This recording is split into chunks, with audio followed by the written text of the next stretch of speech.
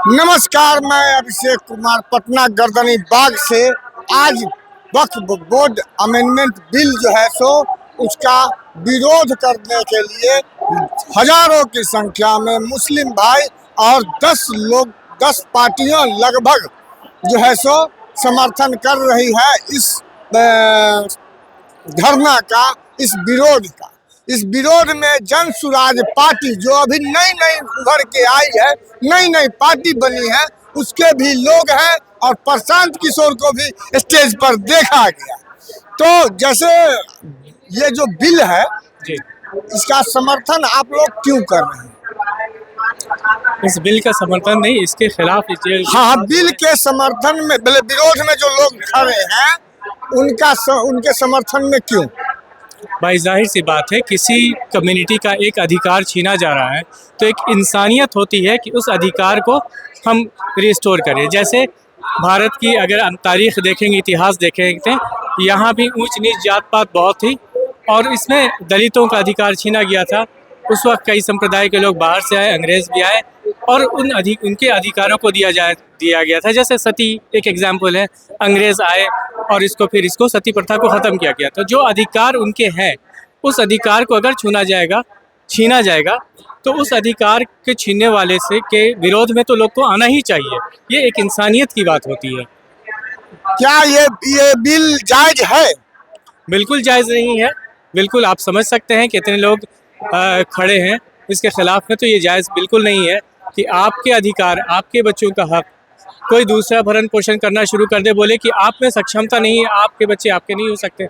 अब यही हाल मैं मंदिरों का देखूंगा, मंदिरों का, मठों का। अगर मठों की अधिकार जो है मुसलमानों को दिया जाएगा तो क्या पुजारी जी एक्सेप्ट करेंगे इसको? नहीं। तो बिल्कुल यही चीज़ें हैं कि जो हम अपने धर्म को समझ रहे हैं, जिस तरह से उसको हम प्रोजेक्ट कर सकते हैं, जिस तरह से उसको इस्तेमाल करते हैं मानवता के लिए, वो दूसरे लोग नहीं कर सकते हैं। उसका अपना एक कानून होता है धर्म का। वक्फ अमेंडमेंट बिल है क्या? वक्फ अमेंडमेंट बिल जो है, मुसलमानों की जो प्रॉपर्टी है वक्फ की, जिसमें बहुत सारी मसाजिद हैं, कब्रिस्तान हैं, मदरसे हैं, इन सब प्रॉपर्टी का जो देख रेख है, केयर टेकिंग है, ये सारा का सारा मुसलमानों से छीन करके, ठीक है, गवर्नमेंट अपने हाथ में लेना चाहती है, इनके हाथ काट देना चाहती है। हो सकता है गवर्नमेंट इससे बेहतर योजनाएं लाने के लिए अपने अधीन में रखना चाहती होगी। ठीक, मैं यही सवाल, जैसे हिंदुओं का मंदिर है, मंदिर का जमीन है।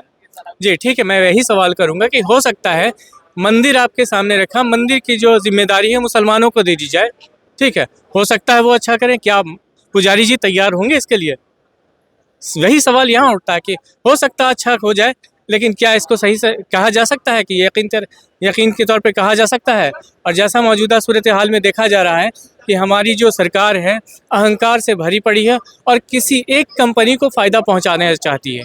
तो ये सारी ज़मीनें स्नैच करके हो सकता है उस कंपनी को उठाए, क्योंकि वक्त के पास एक बड़ी ज़मीन है, ठीक है, ये एक मिथ है कि सबसे बड़ी ज़मीन है, लेकिन एक बड़ी ज़मीन है और उसको लोगों के फलाह के लिए, लोगों के उत्थान के लिए छोड़ करके उसको किसी कंपनी के हवाले कर दिया जाए और तरह तरह की चीज़ें, ये भी हो सकता है, ये भी मुमकिन है।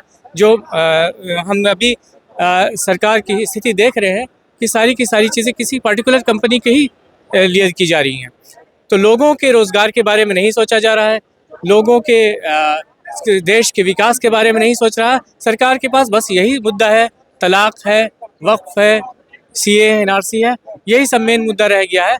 और जिस तरह से भारत में गरीबी बढ़ती जा रही है, जिस तरह से बिलियनर कम होते जा रहे हैं, लोग दूसरे कंट्री में जा कर के ट्रेड कर रहे हैं, यहाँ कर्ज पे कर्ज कंट्री डूबता जा रहा है, इन सब को छोड़ के सरकार के पास एक यही मुद्दा हुआ कि किसी धर्म संप्रदाय के अधिकार को छीन लिया जाए।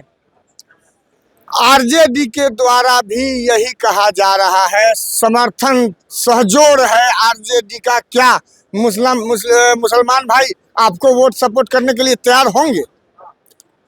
देखिए, ये तो उनका आंतरिक मामला है। अगर वो आइडियोलॉजी समझ सकते हैं जनस्वराज की तो बिल्कुल वोट करेंगे उनकी समझ में उनको, क्योंकि मुसलमान को आप देख ही रहे हैं कि सच्चर कमेटी की रिपोर्ट से साक्षरता थोड़ा सा कम है उनमें। तो मुसलमान अगर जनस्वराज की आइडियोलॉजी को समझेंगे, क्योंकि बिहार राज्य में जनस्वराज आया, बिहार राज्य में पोटेंसी होने के बाद भी बिहार बहुत ही गरीबी की स्थिति में जी रहा है।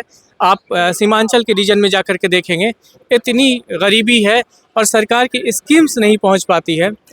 हमारे पास पोटेंसी, हम यहाँ पे इंडस्ट्रियलाइजेशन कर सकते हैं, जैसे गुजरात में क्या, महाराष्ट्र में क्या, बिहार में भी कर सकते हैं।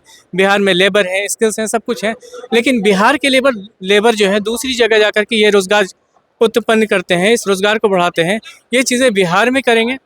यहाँ के अकेले सूरत एक शहर है जिसमें 5 लाख बिहारी जो है जाके वहाँ पे मजदूरी का काम कर रहे हैं, तो क्यों जा रहे हैं?